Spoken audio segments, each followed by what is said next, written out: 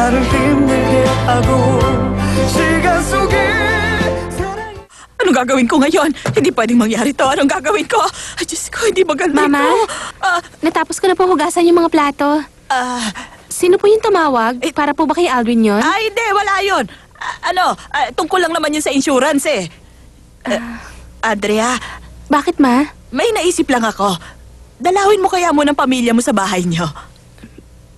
Pero Mama, gusto niyo po kausapin ko sila tungkol sa pera? Ay naku, Andrea, hindi naman kita pinapapunta doon para sa pera.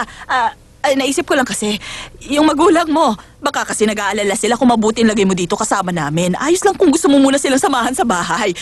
Basta ba bumalik ka na lang dito bago dumilim, ha? Maliwanag ba? Totoo po, Mama. Payag po kayo? Ay, syempre naman. Hindi naman ako masamang biyanan kagaya ng mga napapanood mo, no? Ay, sige na, mag-ayos ka na doon. Sige po, Mama. Sandali. Huwag ka magmadali. Kahit gabihin ka doon, okay lang sa akin, ha?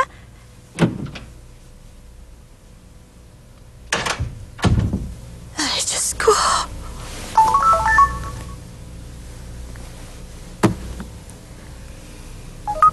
Kumusta sa bago mong bahay, Andrea? Masaya ka ba?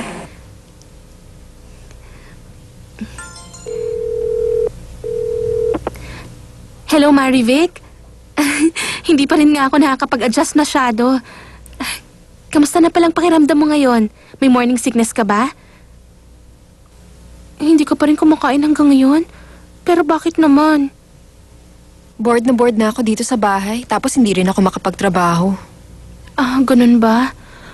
Una sa lahat, dapat maikasal ka na rin para makapag-relax ka naman at may mag-aalaga na sa inyo ng baby mo. Aasikasuhin ko na rin yung kasal namin. Huwag ka nang mag-alala. Magandang balita yan, Marivic. Okay, sige na. Magpahinga ka na.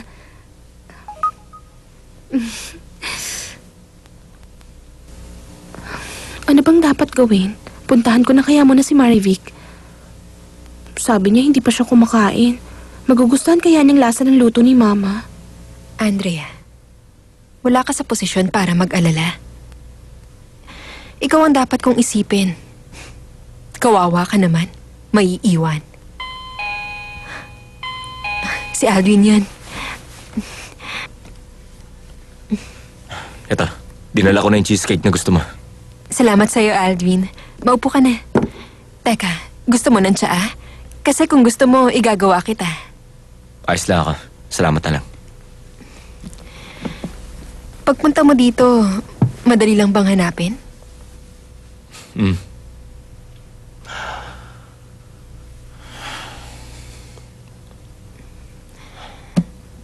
Ito, para sa'yo. Ano ba to? Regalo ka. Baka kasi magamit mo yan para kay Love. Pero Aldwin...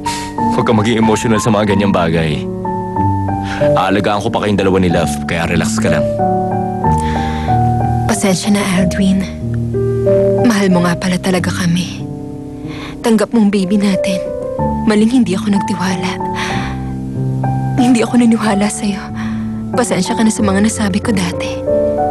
I'm so sorry. Tama na nga yan. Siyempre, seryoso ako. Bakit naman naayawan ko ang baby natin? Sa ngayon, huwag ka muna mag-isip ng kung ano-ano. Mag-focus ka na lang muna kay Love.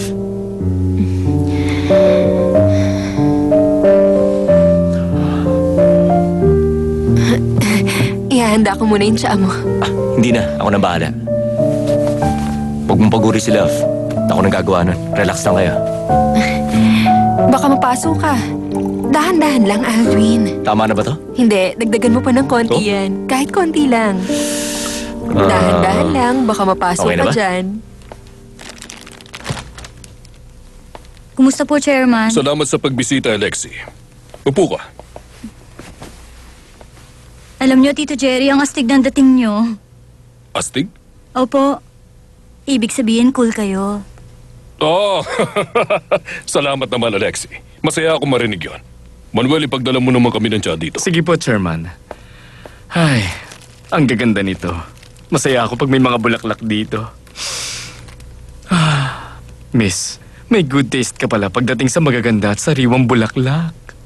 Huwag mo ubusin yung bango, hindi para sa'yo yan. Kay Tito Jerry kaya yun, no? Ay naku, alam ko na yan. Nagulat po ba kayo sa pagbisita ko? Hindi ako nagugulat sa'yo. Lagi ka kasing welcome dito, Alexi. Ikaw nga talaga ang the best, Tito Jerry. Ay, sana ganyan din ako ka-welcome kapag si Gabriel ang humarap sa akin. Tito Jerry, sabihin niyo, maganda po ba akong babae? Oo, syempre naman. Sigurado mabilis ka mapapansin ng mga tao sa ganda mo. Tama po. Hindi po ba't ako ng perfect wife dahil sa ganda ko at sa magandang family background? Oo, tama ka doon. Ganun nga. Kung gano'n naman po pala ako kaganda, bakit sa ibang babae nagkagusto si Gabriel? Alam niyang mahal na mahal ko siya. Alam ko naman pong pareho kayong walang kinalaman ng daddy ni Gabriel sa ginawa niya. Pero naiinis talaga ako. Mas pinili niya ang babaeng yun kesa sa akin. Tapos wala man lang kayong ginawa para mapigilan siyang ma-engage. Ganito kasi yan, Alexi. Ang totoo kasi niyan. Aminin niyo na po, hindi kayo pumayag sa engagement, di ba? Tama ba? Ang totoo niyan, tutol nga ako sa kanila. Kung ganun, kampihan niyo ako sa sitwasyon ko. Hindi man exactly sinabi ni Gabriel na hindi niya ako gusto. Hindi naman po pala siya ikakasal, bakit pa ako susuko kaagad sa laban ko na to?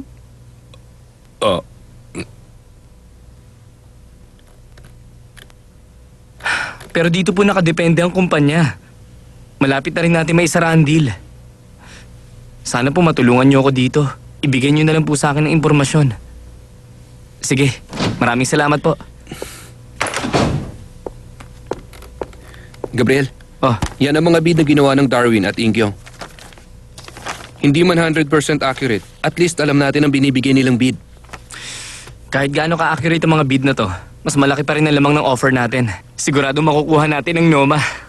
Ay, sandali. Nakausap kong kaibigan ko sa Darwin. Yung mga files daw nilang related sa Noma Department Store bid, biglang nabura sa computer nila. Kaya lahat sa Darwin, halos hindi na umuwi at natutulog, maayos lang yung files bago mag-deadline. Kaya ikaw, backup mo files mo. Mahirap na kung may mawala pa dyan, lalo na yung importante. Diyan naman tayo mas lamang sa mga kalaban natin. Nasa safe place sa mga importanteng file ko. Tingnan mo to.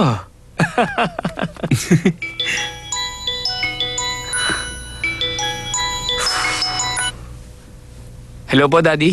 깊은 한숨이 그대 눈물이 나를 힘들게 하고 시간 속에 사랑이 Don't go